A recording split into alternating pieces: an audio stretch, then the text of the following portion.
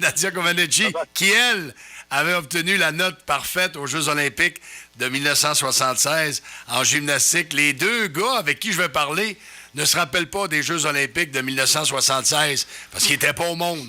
Sauf que ce sont deux passionnés de sport. Deux jeunes qui trippent sport et qui trippent radio. Je vais parler dans les prochains instants avec Jean-Michael Fortin. Bonjour, Jean-Michael. Bonjour, Michel. Qui étudie en ATM, soit dit en passant, pour devenir chroniqueur sportif, peut-être? Oui, c'est un de mes rêves. Un de tes rêves. Et son acolyte, son associé. Je dis associé parce que même si tu ne dis pas en ATM, vous avez un projet commun, un projet broadcast. Ton ami s'appelle Simon Tremblay. Puis il vient d'Héberville parce que tantôt, on parlait de William Blackburn avec qui on a jasé dans le vestiaire. William Blackburn, le gardien de but des élites midget. Et vous le connaissez bien parce que vous lui avez parlé. Vous avez même discuté avec lui à la radio étudiante. Oui, dans le fond, notre podcast, c'est un projet qu'on a démarré l'été passé, moi puis Simon. On a également Félix Benz, qui est un de nos collègues qui n'est pas présent aujourd'hui, mais que William Blackburn était l'un de nos premiers invités. Puis c'était un des jeunes qui nous a épatés. Je sais pas qu'est-ce que tu en penses, toi, Simon, de William. Là. Il nous a épatés là, dans l'entrevue qu'on a pu réaliser avec lui. Oui, pour un jeune de 15 ans, ça m'a beaucoup impressionné de voir comment un jeune de 15 ans peut parler. Parce que, tu sais, William, c'est un gars que moi, en tout cas, quand je l'ai connu à l'école, au primaire, il a toujours été un gars pas mal excité, énervé. Donc là, quand on y parlait, tu sais... T'es amical? Oui, il est amical, puis il est très sympathique, William. Okay. Ouais, très, très sympathique. Et il vient d'une bonne famille. J'ai le goût de vous poser la question, les gars. Qu'est-ce qui vous attire par la radio?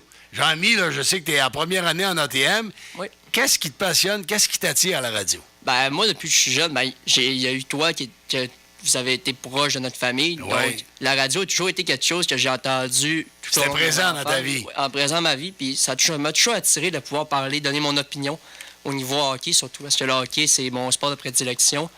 Ça a toujours été quelque chose que j'ai voulu faire, donner mon opinion à la radio ou comme avec notre podcast, la table du hockey, de pouvoir dire notre opinion sur Internet pour que les partisans de hockey ou d'autres sports puissent venir écouter ce qu'on a à dire. Là.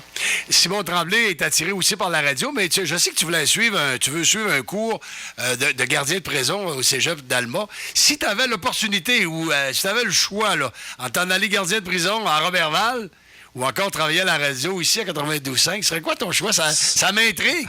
Ça serait à la radio, c'est sûr. Ça serait à la radio, oui. Oui, parce que moi, là, ça me passionne. T'sais, j'aime ça parler de hockey. Je suis dans ma famille, je parle de hockey à tout le monde, à mes cousins, à mes cousines, on jase de hockey. Puis moi, je connais tout. Ils me posent tout le temps des questions. Qu'est-ce qu'on fait avec tel joueur? Qu'est-ce qu'on fait avec tel joueur? Je leur réponds tout. J'ai même pas besoin de faire. Échangerais-tu, Gallagher? Tantôt, on parlait avec Joe Hardy. Ça, c'est la surprise dans les rumeurs que nous a appris Joe Hardy tantôt. Les Penguins de Pittsburgh seraient intéressés à Brendan Gallagher. Évidemment, c'est l'un des joueurs clés chez le Canadien de Montréal. Faudrait payer cher chez les Penguins de Pittsburgh. Je te pose la question, l'échangerais-tu, Gallagher, à Pittsburgh? Ça dépend de ce qu'on peut revoir. Lui, il semblait dire Malkin, là. Mais on n'aura pas Gallagher pour Malkin. Ben, c'est ça. Puis, tu sais, c'est pas le même groupe d'âge non plus. Non, Malkin... Il y en a un qui est passé 30 ans, puis l'autre 24 ans. Moi, je pense que l'alignement du Canadien là, est correct. Avec les Suzuki qui s'en viennent, Kotkaniemi qui va faire 70 points dans ses meilleures saisons. Suzuki, il est peut-être pas prêt non plus. Non, là. peut-être pas, mais au pire, on attendra encore. Mais il faut être patient, parce que là, on a des bons jeunes. Il ne faut pas oublier, il y en a beaucoup qui l'oublient. Cole Caulfield qui s'en vient. Ouais. Ça, c'est un marqueur de but qui peut faire... Il y a de voir ce que Pelling va nous donner aussi. Oui. Là. Oui. L'an passé, il a joué une partie de 3 buts. Ça ne veut pas dire qu'il va le faire tout le temps. D'ailleurs, Non. là, on l'a relégué à la Ligue américaine parce qu'il a été blessé. Oui. Êtes-vous des sportifs, des joueurs de hockey, des joueurs de d'autres sports, Jean-Michel? Ben, moi, depuis que je suis jeune, depuis l'âge d'environ 3 à 4 ans, je joue au hockey. Présentement, je suis dans des ligues de garage avec mon père. Mais le hockey a toujours été un sport qui m'attire. Donc, d'ailleurs, j'anime les parties en direct sur le Facebook Live des Lignes du Pavillon Villeroy-Dufault. Oui. J'anime le parti. Donc, toujours été relié au hockey depuis que je suis jeune. Donc, c'est pour ça que je souhaite rester dans ce domaine-là. Et toi, Simon, tu joues au hockey aussi? Ou Moi, j'ai joué 10 ans au hockey. Là, je joue aussi dans une ligue de garage le lundi soir à Chambord avec mon père puis une gang de personnes aussi. Mais, tu sais, je suis un passionné de sport. Puis, pour ceux qui se le demandent, la table du hockey, on a parlé à Samuel Girard aussi de l'Avalanche du Colorado. C'est un de nos plus gros... notre plus grosse prise qu'on a eue. Oui, bien, c'est une grosse prise, d'ailleurs. Ouais. Et il est très sympathique. Puis, quelle belle carrière. Hein? Il est notre seul joueur, parce que là, Charles Hudon dans la Ligue américaine. Oui. Il est notre seul représentant du Saguenay-Lac-Saint-Jean dans la Ligue nationale de hockey. C'est un bon représentant. Oui, un très bon représentant. Puis un jeune qui qui nous a accueillis chez lui, dans la chambre qui est dédiée à toute sa carrière. Il y a eu toutes les chandails qu'il a pu porter, des photos d'équipe, des rondelles, des premiers buts de chaque saison, les casses, etc. Il nous a tout montré ça. C'est un jeune qui nous a accueillis à bras ouverts chez lui, puis ça a été super apprécié de notre part là, de pouvoir aller le rencontrer en personne, de pouvoir lui parler une bonne quinzaine de minutes là, pour faire une entrevue avec lui. Vous êtes bien partis, les gars. La porte s'ouvre pour vous autres pour une carrière radio. Prenez le temps qu'il faut. Là, toi, tu es en première année en TM. Simon, je sais que tu as des aspirations pour la radio également. Je vous offre la meilleure. Puis je vous invite à nouveau, si vous voulez venir vous joindre à l'émission Dans le vestiaire, c'est pour tout le monde. Alors, la porte est grande ouverte. Quand vous voudrez, vous viendrez nous trouver, Dominique et moi, dans l'émission pour jaser de sport. Yes, sir. Salut, C'est les sûr, gars. certain. Bonne Merci fin de journée. beaucoup. Les Bonne fin de marquis journée. ce soir. Arrêt de jeu. De retour dans le vestiaire dans quelques minutes. Merci beaucoup, Dominique. Merci, bonne soirée. Il est 17h17. J'ai toujours mes deux jeunes passionnés de radio, passionnés de sport qui sont avec moi en studio, dans nos nouveaux studios du 92.5. J'ai le goût de leur demander, parce que l'émission tire à sa fin, j'ai le goût de leur demander, on va commencer avec Jean-Michel Fortin puis Simon Tremblay après. Qu'est-ce que vous retenez de l'expérience? Vous avez parlé un petit peu en ondes tantôt, je vous ai questionné.